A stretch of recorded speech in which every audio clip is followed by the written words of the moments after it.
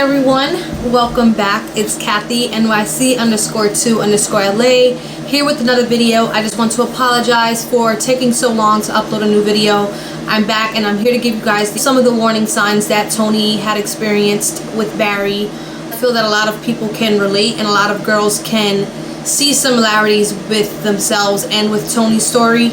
Sometimes when you're in a situation, you seem to overlook it, or you make excuses for it, or you justify certain things. But I'm hoping that I can share some of these warning signs so that others can open their eyes and realize that what you may be going through is normal in a domestic violence situation. But just because it's normal doesn't mean that it's right. And I'm hoping that it opens some eyes and it makes people more aware. So I'm going to share just a few of the warning signs. Of course, it's not all of them, but just some that I think are extremely important, that are extremely common, and are important to truly consider. There's so many different ways that domestic violence can start. It can start with, I need the password to your phone, who you hanging out with, who you're texting, why you're wearing that, who your friends, what time you're coming home, where you at, and keep continuously texting you. Those kinds of things. It goes beyond just being in a relationship and someone caring about you. It's kind of as if you have another parent that's controlling or extremely strict. Your relationship shouldn't feel like a parent-child relationship. You understand? You can check in with whoever you're with. That's fine. We're not saying don't check in with whoever you're with. It's more so a matter in the way that they do it. So if they're texting you continuously and you already told them, I'm out with this friend, I'll be home around 9, and they're calling you 100 times, asking you where you are, and then they start getting aggressive and leaving you voice messages, those are the beginning signs of domestic violence, and those are the beginning signs of an abuser, because those are the early signs, and it continuously escalates eventually. And how you respond to it the first time is gonna set the tone for the rest of the relationship, or if it happens again. So ladies, be mindful that if it happens once, that first response, when it happens the first time, how you respond is so important, because it will set the tone for what's to come. One of the warning signs that we can say is that, of course, he was an older man. She just turned 21. She had just had her baby. I'm sure she wasn't feeling her best. The first couple of months that Barry and Tonie were talking, he definitely used the fact that Tonie wasn't feeling her best, and he used that against her. And he would show her different girls that he used to talk to on Instagram, like, oh yeah, look at this girl that I had, or look at this girl that I had. And I think it was a way of kind of breaking down Tonie's self-esteem and kind of making her feel like, don't feel too lucky, like you're not the baddest girl that I've spoken to, trying to destroy her, because he knew that she wasn't in that kind of space. A lot of times these men who are abusers, they have a pattern of going after women who they feel they can control, or that they feel that they can manipulate or mold them. And I feel a lot of times older men go after younger girls because they feel that they can mold them into what they want them to be, or they can manipulate them in a way that these women that are still trying to find themselves, men make women lose themselves, unfortunately, especially if they're not secure in who they are at that moment. So yes, ladies, that's a number one warning sign.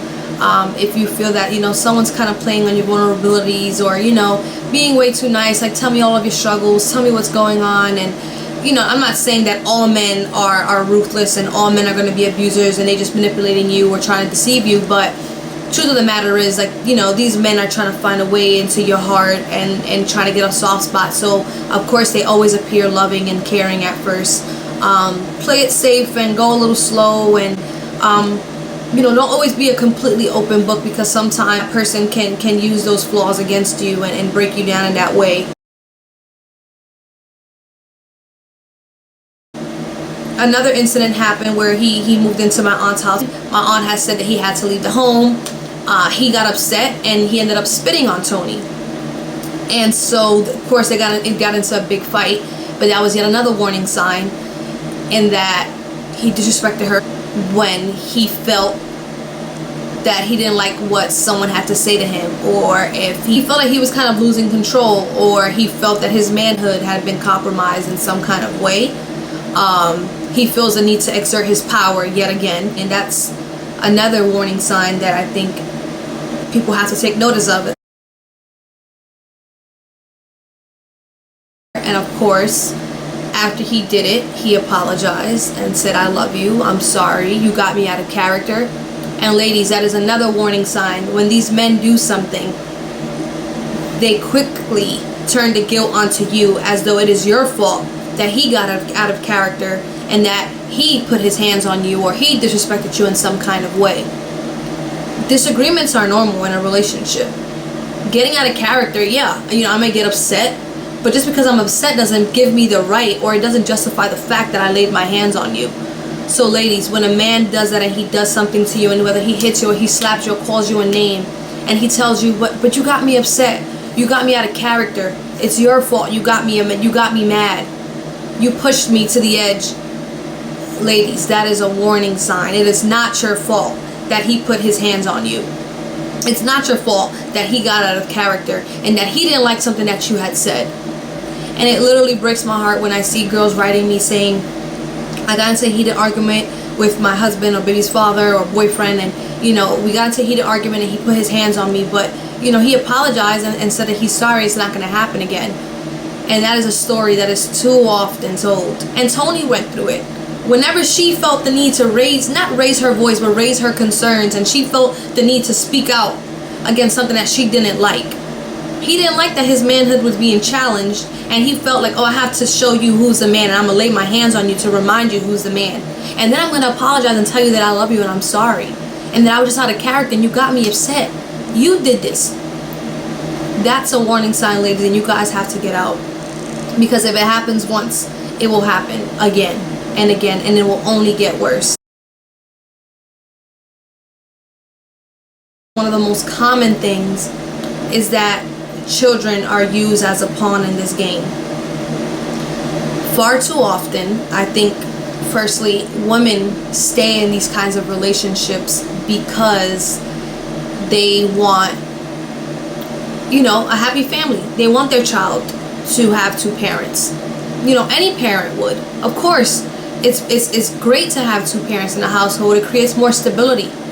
But ladies, when you're raising your child in a home that's dysfunctional and full of abuse, it defeats the purpose of having a two-parent household. That stability is destroyed because you guys are constantly arguing and there's tension, and children pick up on that kind of energy. Children do. And so I think, while of course it is important that you want to keep your family together and you want your child to have both parents, you also have to consider the kind of household that you're raising your child in. Do you want your child to be exposed to that kind of treatment, to that kind of abuse, to that kind of dysfunction? You don't. And sometimes you have to walk away. Sometimes a two-parent household is not better.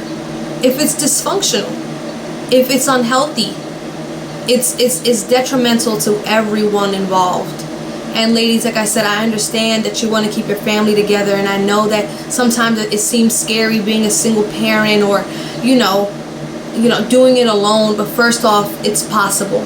There are so many single mothers who have done it on their own. One. And two, just because you break up doesn't mean that you guys are just never going to see each other again. You can co-parent. There are plenty of parents who are co-parenting with their husbands, or with their baby's fathers, or whoever. But I think it is important for you to understand that while it is important to keep a family together, it is detrimental to stay in something that is dysfunctional.